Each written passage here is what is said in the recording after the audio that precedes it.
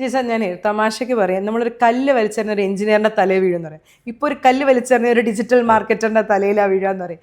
അപ്പോൾ ശരിക്കും പറഞ്ഞാൽ ഒരുപാട് ഇപ്പം ഞങ്ങൾ ഉൾപ്പെടെയുള്ളവർ പലപ്പോഴും ഡിജിറ്റൽ മാർക്കറ്റിംഗ് എന്ന് പറയുന്ന പലരുടെ അടുത്തും പോകുമ്പോൾ ചിലപ്പം കറക്റ്റായിട്ട് കിട്ടും. എൻ്റെ ഫ്രണ്ട്സ് പലരും പറഞ്ഞിട്ടുണ്ട് ഞാൻ ഇന്ന എത്രയും പൈസ എന്നുകൊണ്ട് നഷ്ടമാക്കിയിട്ടുണ്ട് എന്ന്. ആക്ച്വലി നിങ്ങളൊരു ഡിജിറ്റൽ മാർക്കറ്റിംഗ് എക്സ്പേർട്ടാണ്. ഇനി ഡിജിറ്റൽ മാർക്കറ്റിംഗ് പഠിക്കണം എന്ന് ആഗ്രഹമുള്ള പിള്ളേരാണ്, അവർക്ക് റൈറ്റ് ആയിട്ടുള്ള നിങ്ങൾക്ക് അങ്ങനെയുള്ള കോഴ്സുകളോ അക്കാഡമിക് വല്ലതും ഉണ്ടോ? യെസ്, മാം പറഞ്ഞ പോലെ തന്നെയാണ്. ഒത്തിരി ഡിജിറ്റൽ മാർക്കറ്റേഴ്സ് ഇപ്പോൾ ഉണ്ട്. പക്ഷേ അതിൻ്റെ ഡെപ്ത് എത്രയാണെന്ന്, കാരണം ഇതൊരു ഇപ്പം ഡോക്ടർ ആകുന്ന പോലെ ഒരു സർട്ടിഫിക്കറ്റോ അഡ്വക്കേറ്റ് ആകുന്ന പോലെ ഒരു പ്രൊഫഷണൽ കോഴ്സോ എഞ്ചിനീയർ ആകുന്ന പോലെ ഉള്ളൊരു സർട്ടിഫിക്കറ്റ് വെച്ചിട്ടുള്ള ഒരു കാര്യമല്ലല്ലോ ഇത്. ആൾക്കാർ ചെയ്ത് പഠിക്കുന്നതാണ്. ഒരു എന്താ നമ്മുടെ സ്മാർട്ട്നെസ് അനുസരിച്ചുള്ള ഒരു സാധനമാണ്. പിന്നെ ഇച്ചിരി ടെക്നിക്കൽ കാര്യങ്ങളാണ്. അപ്പം ഈസ് ഓഫ് എൻട്രി ഭയങ്കര എളുപ്പം. എനിക്ക് ആർക്ക് വേണമെങ്കിലും വന്ന് പറയാം ഞാൻ ഡിജിറ്റൽ മാർക്കറ്ററാണ്, എനിക്കൊരു ആഡ് റൺ ചെയ്യാൻ അറിയാം, എനിക്ക് ഇൻസ്റ്റാഗ്രാം റീൽസ് ഇടാൻ അറിയാം, ഞാൻ ഡിജിറ്റൽ മാർക്കറ്ററാന്ന് പറയാം. അതിനെ ചോദ്യം ചെയ്യാൻ നമുക്ക് പറ്റത്തില്ല. അതാണ് പ്രശ്നം ഇപ്പോഴത്തെ.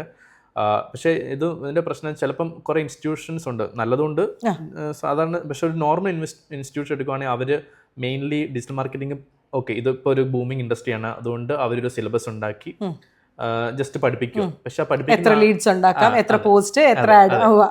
അതായിരിക്കും ക്ലീഷേ. അപ്പൊ ആ പഠിപ്പിക്കുന്ന ആള് ശരിക്കും പറഞ്ഞാൽ അങ്ങനെ എക്സ്റ്റെൻസീവ് ആയിട്ട് ഡിജിറ്റൽ മാർക്കറ്റിംഗ് ഇല്ല. ചെറിയ ചിലപ്പം പണ്ടത്തെ ഒരു വർഷം മുമ്പത്തെ കാര്യമായിരിക്കും പഠിപ്പിക്കുന്നത്. അപ്പം ഇപ്പൊ ഈ നീന്തൽ പഠിപ്പിക്കുമ്പം നീന്താതെ ഓൺലൈനിൽ പഠിക്കുന്ന പോലെ ഇരിക്കും. പിന്നെ ചെയ്യിപ്പിക്കുന്നത് ഞങ്ങൾ ഇന്റർവ്യൂ ചെയ്യുമ്പോൾ ഓക്കെ വേറെ ഡിജിറ്റൽ മാർക്കറ്റിംഗ് പഠിച്ചിട്ട് വന്നു എന്ന് പറയുന്നവരെ ഞങ്ങൾ ബേസിക് ചോദ്യങ്ങൾ ചോദിക്കുമ്പോഴും ഒരു ആഡ് റൺ ചെയ്തിട്ടുണ്ടോ? ഇല്ല. ആഡിനെ കുറിച്ച് തിയറി പഠിച്ചിട്ടുണ്ട്, റൺ ചെയ്തിട്ടില്ല.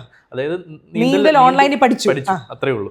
അപ്പം ഈ ഒരു പ്രോബ്ലം ഞങ്ങൾക്ക് ഹയറിംഗിന് ഒരു ഇഷ്യൂ വന്നായിരുന്നു. അപ്പം ഞങ്ങൾ തീരുമാനിച്ചു ഓക്കെ ഞങ്ങളുടെ ഇവിടെ 60 പേരുണ്ട് ലൈവായിട്ട് ഇന്റർനാഷണൽ ക്ലയൻസിനെ വരെ, ഏറ്റവും ഹാർഡസ്റ്റ് ക്ലയൻസിനെ വരെ മാനേജ് ചെയ്യുന്നത്. അപ്പോൾ ഞങ്ങൾക്ക് ഏറ്റവും അപ്ഡേറ്റഡ് ആയിട്ട് ഇരിക്കണം.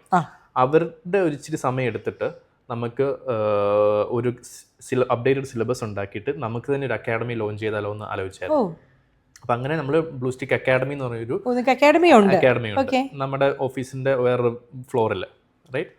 അപ്പോൾ അവിടെ നമ്മൾ 3 മന്ത് കോഴ്സാണ്, ഏറ്റവും അപ്ഡേറ്റഡ് സിലബസ്. ഓരോ ടോപ്പിക്കും നമുക്ക് 7-8 മെൻറ്റേഴ്സ് ഉണ്ട്. അതായത് ആഡ്സ് പഠിപ്പിക്കുന്നത് ഇവിടെ നമ്മുടെ ടീമിന്റെ ആഡ്സിന്റെ ഹെഡാണ് ആഡ്സ് പഠിപ്പിക്കുന്നത്. SEO പഠിപ്പിക്കുന്നത് ഞങ്ങളുടെ SEO ടീമിന്റെ ഹെഡ് പഠിപ്പിക്കുന്നത്. കണ്ടന്റ് അതുപോലെ. അപ്പം എല്ലാ വെർട്ടിക്കൽസിന്റെ ഹെഡ് ഇവർക്ക് ഒരാഴ്ച ക്ലാസ് മതി, 1 hour വെച്ചിട്ട്. അപ്പം അങ്ങനെ നമ്മൾ ഡിസ്ട്രിബ്യൂട്ട് ചെയ്തിട്ട് അങ്ങനെ പഠിപ്പിക്കുന്നത്.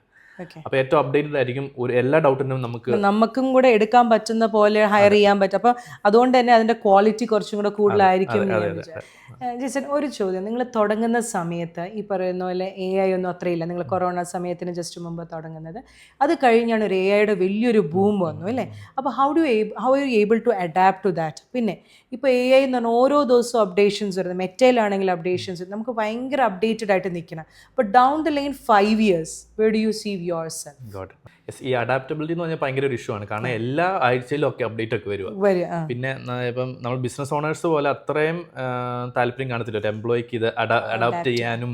കാരണം അവർക്കൊരു ത്രെഡാണ് ആക്ച്വലി. അവരും വിചാരിക്കും അവരെ റീപ്ലേസ് ചെയ്യാനാണെന്നൊക്കെ. അപ്പോൾ അങ്ങനത്തെ ചാലഞ്ചസ് ഒക്കെ ഉണ്ട്. അപ്പം ഞങ്ങൾ as a business owners we are updated on all the tools. And എപ്പോഴും ഞങ്ങളുടെ തോട്ട് പ്രോസസ് എന്ന് വെച്ച് കഴിഞ്ഞാൽ എങ്ങനെയാണ് AI വെച്ച് എത്ര മണിക്കൂർ ഓഫ് അവേഴ്സ് നമുക്ക് കുറയ്ക്കാൻ പറ്റും. കാരണം സർവീസ് ഇൻഡസ്ട്രിയിൽ ഏറ്റവും ഇമ്പോർട്ടൻ്റ് വെച്ചാൽ ടൈമാണ്. അപ്പം ഒരു പ്രൊജക്റ്റ്, ഒരു ഡിസൈൻ പ്രൊജക്റ്റ് സാധാരണ ഒരു ഡിസൈനർ 1 മണിക്കൂർ കൊണ്ടാണ് ചെയ്യുന്നത്. ഏതൊക്കെ AI ടൂൾസ് വെച്ചിട്ട് എങ്ങനെ വർക്ക് ഫ്ലോ ഒക്കെ ബെറ്റർ ആക്കി 1/2 മണിക്കൂർ കൊണ്ട് അത് ഡിസൈൻ ചെയ്യാം. ആളുകളുടെ പണി കുറയും. അത് നമ്മൾ ഇംപ്ലിമെന്റ് ചെയ്യാന്നുള്ളത് അത് നമ്മുടെ ഒരു KPI കുറവ് സമയം കൊണ്ട് with the help of AI നിങ്ങൾ എന്തൊക്കെ ചെയ്തു. പിന്നെ അതൊരു എംപ്ലോയീസിന് ഒരു മോട്ടിവേഷൻ ആയിട്ട് ഞങ്ങളിപ്പോൾ ആക്ച്വലി ചെയ്യുന്നത് വെച്ചാൽ ഞങ്ങളൊരു 7 Gen AI സൂപ്പർ സ്റ്റാർസ് എന്ന് പറഞ്ഞൊരു ആൾക്കാരെ നമ്മൾ സെലക്ട് ചെയ്തേക്കുക നമ്മുടെ ടീമിൽ നിന്ന്.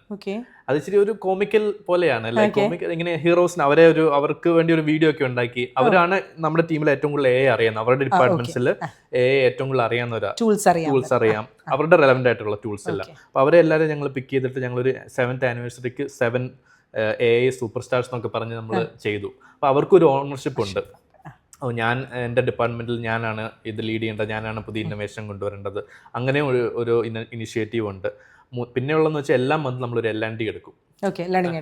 ഫുൾ ടീമിനെ വെച്ചിട്ട് നമ്മൾ പുതുതായിട്ട് AI എന്തൊക്കെയാണ് ഇംപ്ലിമെൻറ്റ് ചെയ്തത്, എന്തൊക്കെയാണ് ചെയ്യാൻ പോകുന്നത്, ഈ കാര്യങ്ങളൊക്കെ നമ്മൾ പഠിപ്പിച്ചും കൊടുക്കും.